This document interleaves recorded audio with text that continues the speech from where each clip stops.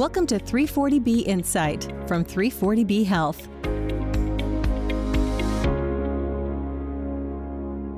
Hello from Washington, D.C., and welcome back to 340B Insight, the podcast about the 340B drug pricing program. I'm your host, David Glendinning with 340B Health.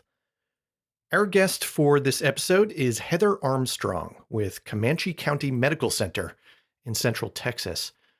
We often highlight the innovative ways hospitals use their 340B savings to invest in healthcare services and assistance that are tailored to the communities they serve. In the case of Comanche County Medical Center, that involves health initiatives that bring care outside the hospital walls and directly to the residents who need it. Before we learn more about how they do that, let's take a minute to cover some of the latest news about 340B.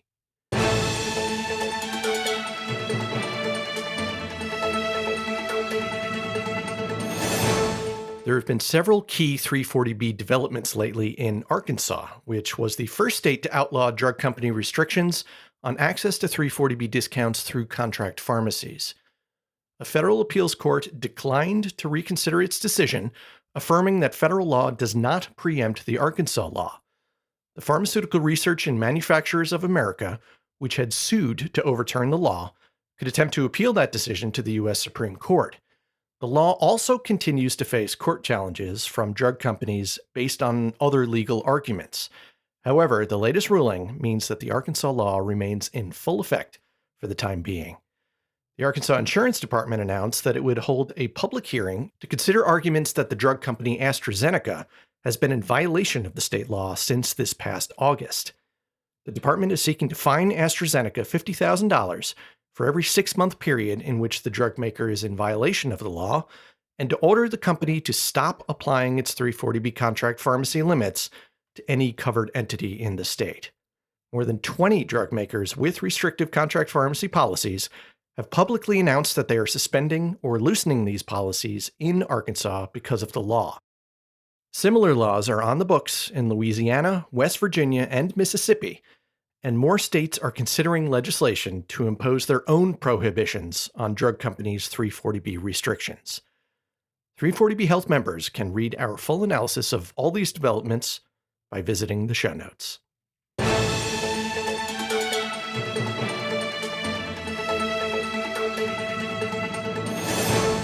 And now for our feature interview with Heather Armstrong from Comanche County Medical Center. Some of the areas of Texas that the medical center serves are considered remote, and many of its residents are living with low incomes. That can create barriers to care that require some innovative approaches on the part of the health providers who care for them. Monica Ferreira recently spoke with Heather to find out how the center uses its 340B savings to meet patients where they are. Here's that conversation. Thank you, David. I'm joined by Heather Armstrong from Comanche County Medical Center. Heather, welcome to 340B Insight. Thank you for having me. So every once in a while on the podcast, we like to highlight some case studies that demonstrate the patient impact of 340B savings or what 340B savings can accomplish for patients and communities. So before we get into that, can you please tell our listeners about Comanche County Medical Center and the patients you serve? Yes, we are in a very rural area, Central Texas, and we are a critical access hospital with 4 rural health clinics. One of them is attached to our critical access hospital, and then we have 3 more in the counties close to us. We have a LCSW that provides counseling services. And then, of course, we have 3 retail pharmacies for our health system. And we're the only hospital in this area. And I think the closest to us is about 35 miles away.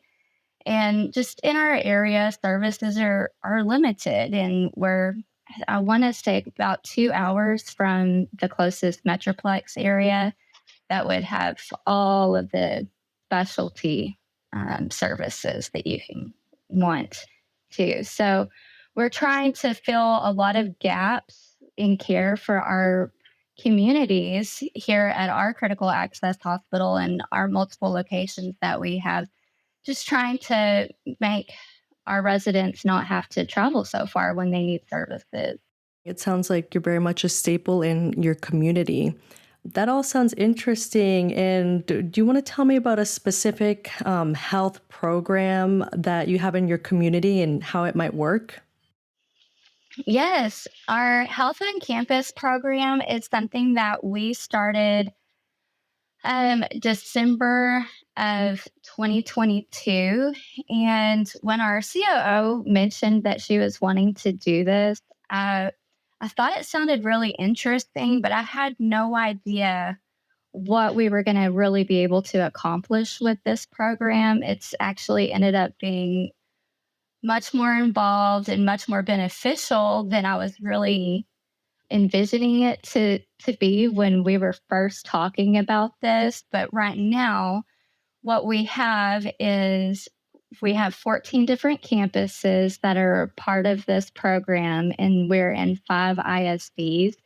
And for those that don't know what an ISD is, it stands for an independent school district, but that really represents each public school location that that town has.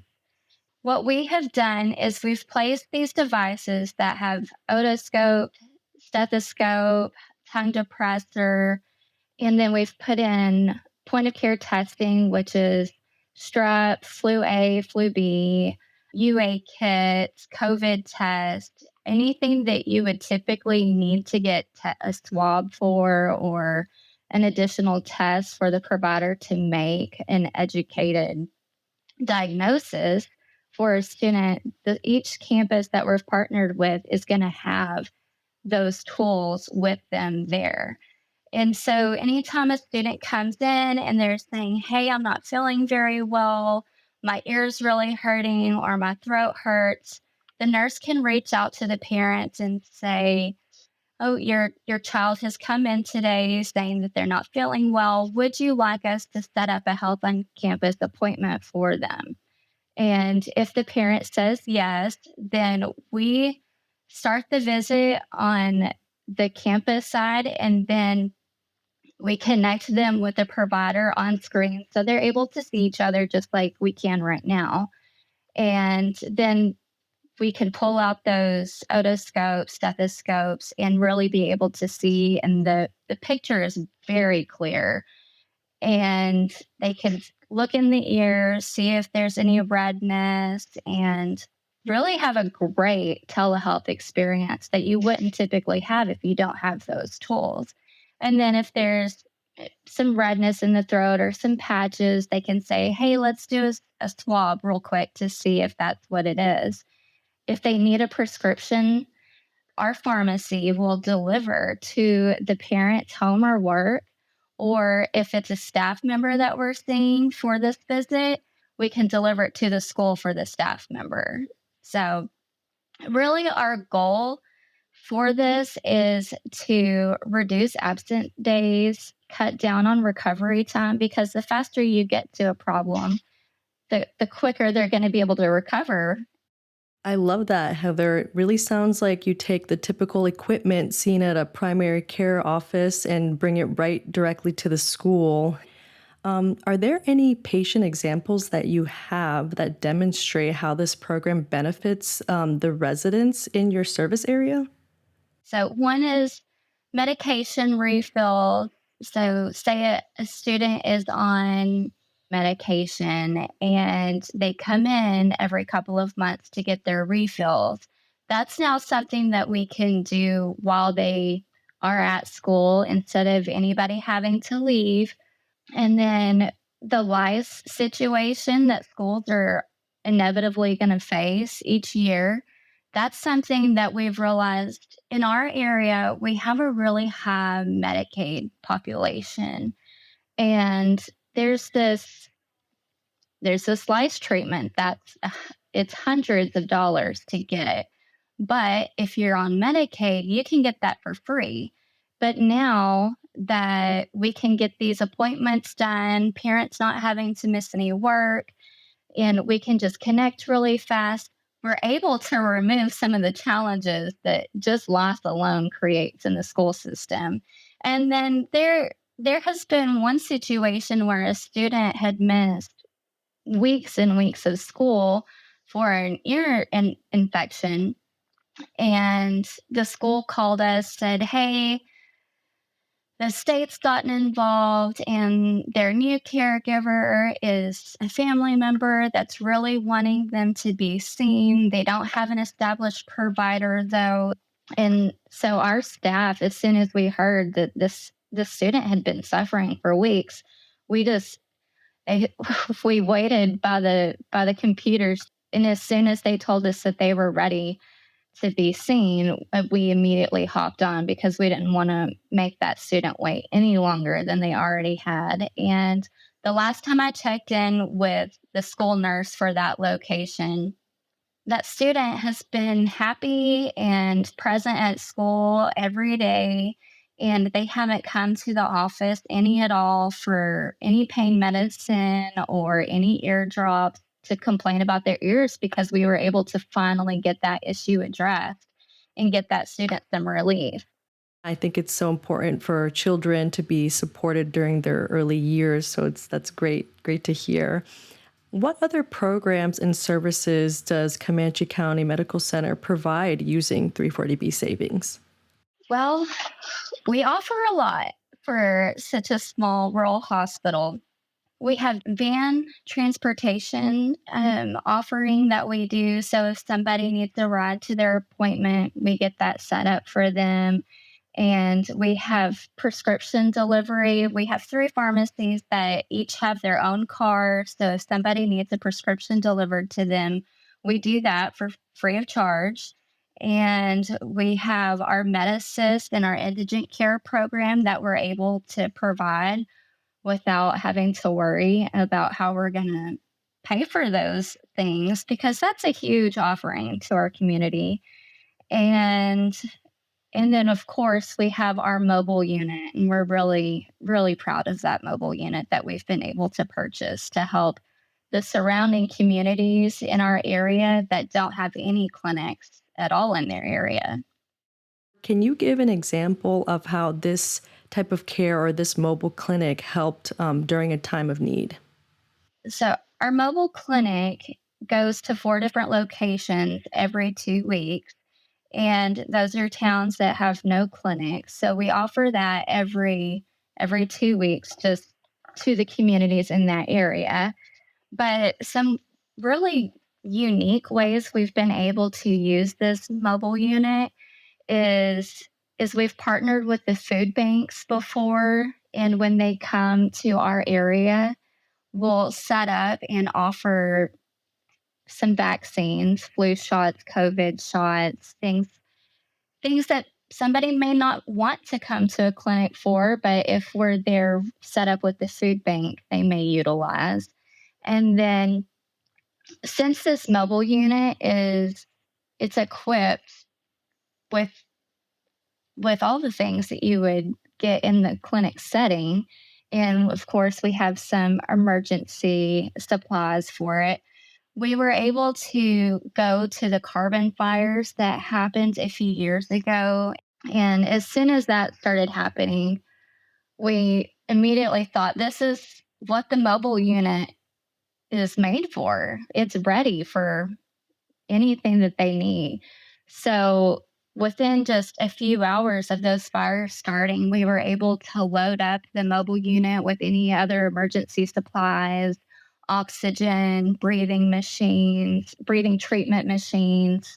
We had that as free care to anybody in that location. So whether you were a first responder, you were just somebody making sure that those first responders were being fed, if you were a victim of losing your house or losing all your belongings, anybody that was in that area could come to our mobile unit and get whatever care they needed. And when a fire comes through an entire town, there's a lot of people that now have none of their prescriptions that they need on a daily basis. And these are really important things that nobody thinks about losing you don't realize how important it is to grab your medication for your heart or something. But if people came by the mobile unit, we were figuring out how to take care of whatever that need was. Yeah, the courage of those first responders and also the support that the medical staff showed, I guess it really demonstrates what you said, the collaboration among these different pieces. What should other 340B hospitals considering a similar mobile clinic know about setting one up? You wouldn't think it, but there's a lot that goes into setting up a mobile unit. You have to make sure that you have experienced people manning it, first of all, with a wide range of talent. And so you need to make sure that you've got a great nurse and a great provider that are almost ready for anything. And of course, making sure that it's equipped with what it needs. But you can use it for so many things. We use it for sports physicals. We use it for vaccine outings. We use it for emergency situations. You can even use it to go to one of your local sporting events and just set up out there. And sometimes our EMTs have even asked if they could take our mobile unit just to have it there because it has so many things in it. A lot of great things happening in Comanche because of 340B. So, how would you say you felt the effects of drug company restrictions on 340B pharmacy partnerships, if at all? Have these restrictions affected Comanche County in any way? Yesterday, one of the pharmacists got asked almost that exact question, and she just looked at me and she said, negatively, very negatively. 340B program makes these programs possible, and a loss of savings means fewer resources for the members of our community. If we're having to worry about how we're going to be paying for these things now that the 340B funds have been cut back by us losing the contract pharmacies, for instance, then we're going to obviously have to pare back some of those things that we do that aren't considered money makers. And we're not ever going to be turning away a patient because they can't pay. We're going to work with each patient on an individual basis. And because of the 340B program, we're able to confidently say, don't worry about that. We're going to take care of you no matter what. But I don't know if we would all feel empowered to say that as much if we were always counting every single penny that we have. We serve Comanche and 10 other counties where pharmacies are in low supply. So partnerships with those pharmacies is really important.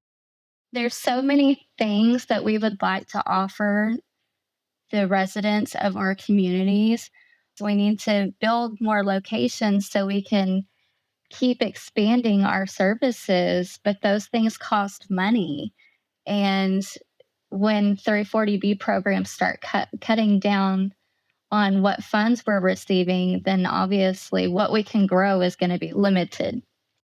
Can you discuss how 340B might factor into the operation plans or what you all have planned in the future for Comanche County Medical Center?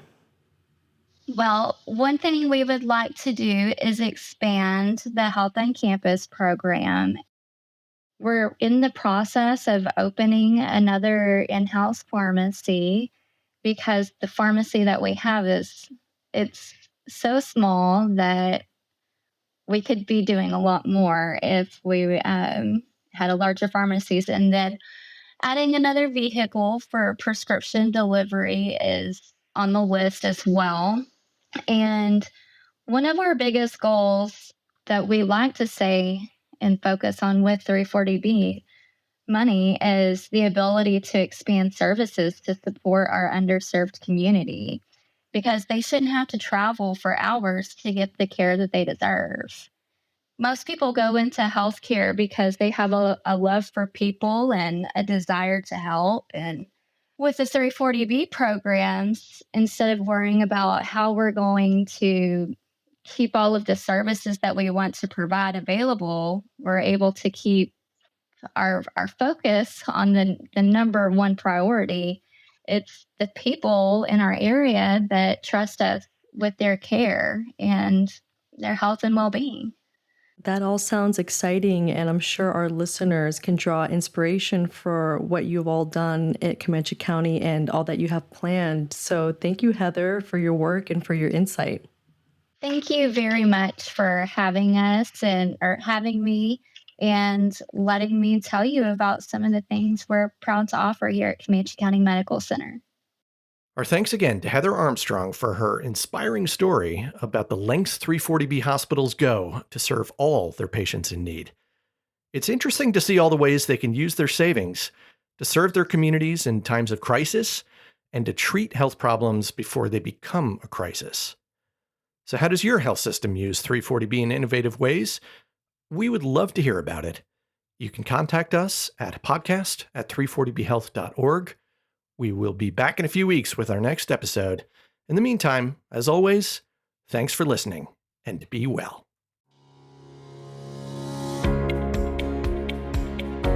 Thanks for listening to 340B Insight. Subscribe and rate us on Apple Podcasts, Google Play, Spotify, or wherever you listen to podcasts. For more information, visit our website at 340bpodcast.org. You can also follow us on Twitter at 340bhealth and submit a question or idea to the show by emailing us at podcast@340bhealth.org.